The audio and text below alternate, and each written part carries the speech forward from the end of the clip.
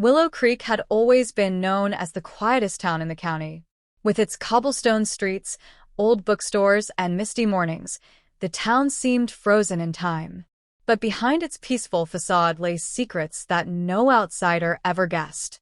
One such secret was kept in the heart of Maple Lane, the oldest lane of Willow Creek.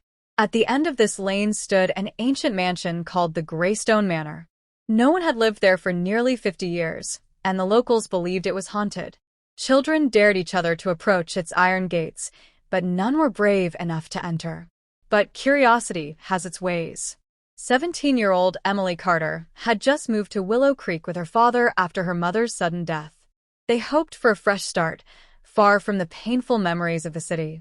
Emily was unlike other teenagers. She adored mysteries, old books, and solving puzzles. The Greystone Manor was the perfect challenge. One misty evening, after her father had gone to work the night shift, Emily decided to explore the mansion. Armed with her phone, flashlight, and an old map she found in the town library, she crept along Maple Lane. The mansion stood like a shadowed giant before her. The iron gates groaned as she pushed them open. "Just a quick look," she whispered, her heart pounding. Inside, the air smelled of dust and forgotten time. Spider webs hung from the corners, and the wooden floor creaked with every step. As Emily moved deeper, her flashlight caught something on the wall, a large painting of a woman dressed in black, her eyes eerily lifelike. Underneath it, an inscription read, "Lady Eleanor Greystone, 1892 to 1910. But she died so young, Emily thought. Suddenly, she heard a noise upstairs. Her breath hitched. Was someone there? Slowly, she ascended the grand staircase. The second floor was darker, colder. A faint whisper echoed through the corridor. "Emily." Her hands trembled. How did it know her name? She stepped closer to a door slightly ajar. Pushing it open, she entered what looked like an old study. The room smelled of leather and paper. On the desk lay an old diary with a brass lock. Strangely, the lock was open. The first page read, "To the one who dares awaken the truth, know that this house keeps the secrets of Willow Creek's darkest hour." As Emily read, pages turned by themselves, stopping at a passage. Lady Eleanor never died. She was betrayed, hidden away, and her spirit remains until the betrayal is set right. Emily's heart pounded. What betrayal? Why was this house warning her? Suddenly, behind her, the door slammed shut. The room went ice cold. A shadow moved near the fireplace. "Who are you?" she whispered. A faint figure appeared, the same woman from the painting. Pale, sad-eyed, and beautiful. "Help me," the spirit said softly. "You must uncover the truth, or you'll be trapped here like me." Emily swallowed hard. She couldn't leave now. The mansion's secret had pulled her in too deep.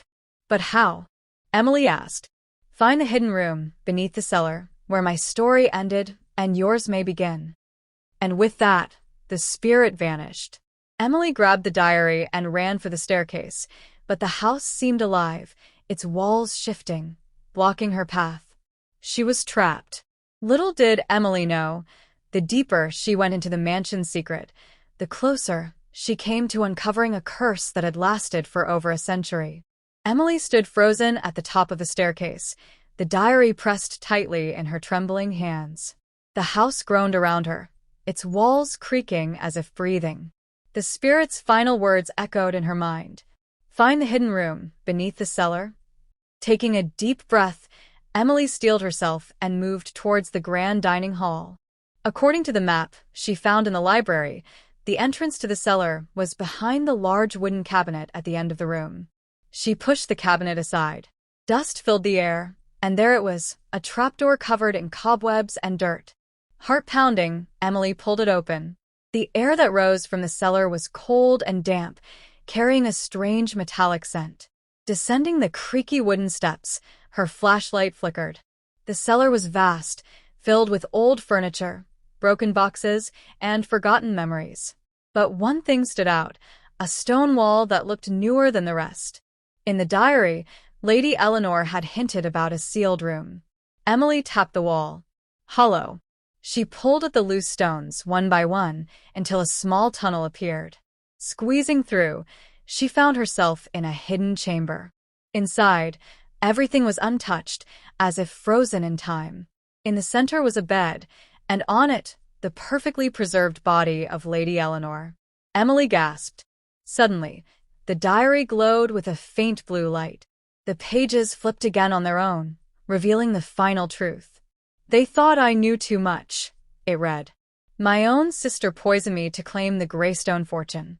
But I did not die. I slept, trapped by the spell she cast, until the rightful heir could awaken me." Emily's mind reeled. "Her sister, who is she?" she whispered. A soft voice answered. "Me." Emily spun around.